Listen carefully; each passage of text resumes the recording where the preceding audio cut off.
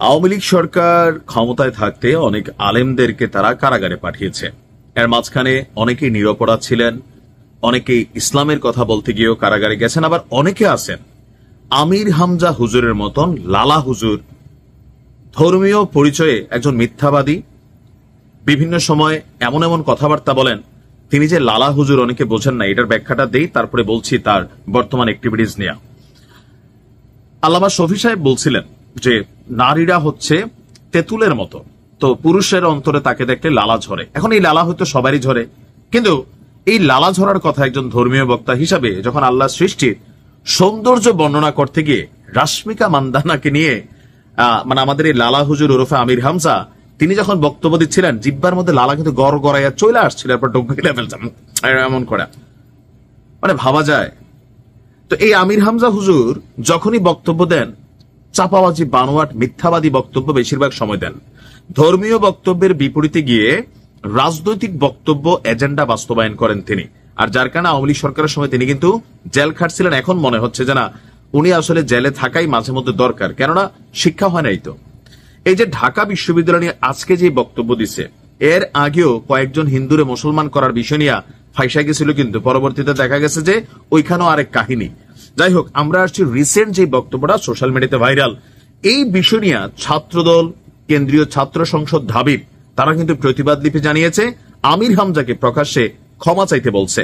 আসলে জামাতের মনোনীত প্রার্থী হিসেবে চিহ্নিত হওয়ার পর থেকে আমির হামজা জামাতের কাছে নিজের অবস্থান বানানোর জন্য, বাংলাদেশের মানুষের কাছে জামাতের গ্রহণযোগ্যতা বাড়ানোর জন্য দিন রাত একাধারে মিথ্যাচার করে যাচ্ছেন। দেখেন, জামাতরা আপনার এরকম চাপা মাইরা মাইরা কি বলা হয় যে মানুষের কাছে নিতে হবে না, জামাত এমনি মানুষের কাছে পৌঁছে গেছে। করছে কি, যে বক্তব্যটা দিছে সেখানে সে বলছে যে ঢাকা বিশ্ববিদ্যালয়ের হাজী মোহাম্মদ মহসিন হলে গত 16-17 বছর প্রকাশ্যে মাইকে আজান দেওয়া হয় নাই, বাজান দিতে দেয় নাই আওয়ামী লীগ সরকার। এরপরে গত 1 বছরও সেখানে আজান দেওয়া যায়নি প্রকাশ্যে।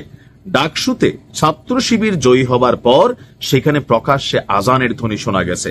এই যে একটা ডাহা মিথ্যা কথা, শুধুমাত্র মানুষের কাছে মানে ডাকসুর শিবিরকে পজিটিভ করার জন্য। ভাই, সাদিক কেমরে সারা বাংলাদেশ এখন চিনে, তার অবস্থান থেকে তারা ভোট পাইছে। আপনার মতন 2-4টা চাপাবাজ লালা হুজুর টাইপের ব্যক্তিরা কিন্তু এদের ওজন নষ্ট করেন, আর আপনার তো ওজনই নেই। আওয়ামী লীগ সরকারের সময় যদি আজান বন্ধ থাকতো, এই পর্যন্ত 17 বছর আপনি কখনো শুনছেন যে ঢাকা বিশ্ববিদ্যালয়ের হাজী মোহাম্মদ মহসিন হলে আজান দিতে দেয় নাই, বা সেখানে যে মসজিদ আছে এখানে আজান ছাড়াই নামাজ পড়ছে? এখন দেখেন, এই বিষয় নিয়ে কে সামনে আসছে, আপনার কি বলে যে কেন্দ্রীয় ছাত্র সংসদ যেটা আছে ঢাবি, সেইখানের একজন শিক্ষার্থী, পাশাপাশি ছাত্রদলের আহ্বায়ক আবুজর গিফাতি ইফাত, সদস্য সচিব মনসুর রাফি, যুগ্ম আহ্বায়ক মহিবুল ইসলাম আকন্দ, তারপর হচ্ছেন আরো কয়েকজন কার্যনির্বাহী সদস্যরা আমির হামজার বিরুদ্ধে প্রতিবাদ জানিয়েছেন। তাদের বক্তব্য হচ্ছে যে তারা হল প্রশাসনের নিকট একটি প্রতিবাদ লিপি জমা দিয়েছেন। কি লেখা আছে, যে সামাজিক যোগাযোগ মাধ্যমে ছড়িয়ে পড়া এক ভিডিওতে আমির হামজা দাবি করছে যে ছাত্র শিবির ডাকসু জয়ের আগে মহসিন হলে আজান নিষিদ্ধ ছিল। এই বক্তব্য সম্পূর্ণ বানোয়াট, মিথ্যা।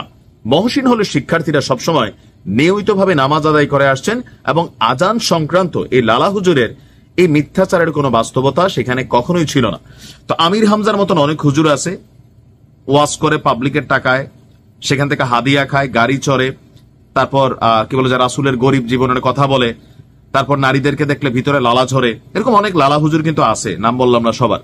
আপনারা দয়া করে থামেন, নয়তো আওয়ামী লীগ সরকারের মতন অন্য সরকারগুলো আসলো আপনার ইদানিংকাল ওয়াজের মাঠে যেই ধরনের বক্তব্য দিচ্ছেন, সেখানে তো সবার টাকা দিয়ে মাহফিলটা হয়। দলীয় বক্তব্য দিলে জামাতের কোনো প্রোগ্রামে যাবেন, সেখানে বক্তব্য দিবেন, মন মতো যা খুশি বলেন। পাবলিক প্রোগ্রামগুলোতে এগুলা করলেও আপনাদের কপালে কিন্তু সামনে দুর্গতি আসবে, ভালো কিছু আসবে না।